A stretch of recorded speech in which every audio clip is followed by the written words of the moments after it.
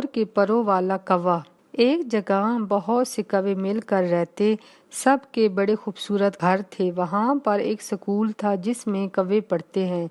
ایک دن ان کا ٹیچر کووں سے کہتا ہے کہ ہم اپنے علم کو بڑھانے کے لیے دوسرے پرندوں کی زندگیوں پر بھی غور کرنا چاہیے، اسی لیے میں چاہتا ہوں کہ میری کلاس کے سب کوے ایک ایک پرندے کی زندگی گزار کر ان کا علم لے کر آئے۔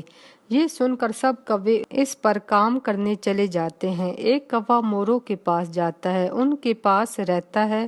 اس کوے کو موروں کی زندگی بہت اچھی لگتی ہے، ان کے پر بہت خوبصورت ہوتے ہیں۔ کوا بھی ان کی طرح بننا چاہتا ہے۔ وہ دیکھتا ہے کہ موروں کے پر گرتے ہیں، وہ ان سب پروں کو جمع کر کے اپنے اوپر لگا لیتا ہے اور اپنے آپ کو بہت خوبصورت سمجھنے لگتا ہے۔ وہ یہ سب کچھ دکھانے کے لیے اپنے کووں کے پاس آتا ہے، ان سے کہتا ہے کہ تم سب تو ایک ہی کالے رنگ کے ہو، دیکھو میں بہت سے رنگوں کا ہوں۔ وہ موروں کی طرح چلتا بھی ہے اور یہ دیکھ کر سب کوے ہنستے ہیں۔ کوا ان سے کہتا ہے کہ میں اب تم گندے کووں کے ساتھ نہیں رہوں گا، میں ان خوبصورت موروں کے ساتھ رہوں گا۔ یہ کہہ کر کوا موروں کے پاس آ جاتا ہے، موروں کے ساتھ زمین پر رہنے لگتا ہے۔ اوپر کوے ہوا میں اڑتے تو اس کا بھی دل کرتا کہ وہ بھی ان بادلوں اور کووں کے ساتھ اڑے، لیکن بڑے موروں کے پروں کی وجہ سے کوا اڑ نہیں سکتا۔ ایک دن بہت تیز بارش ہوتی ہے، کوے کے مور کے پر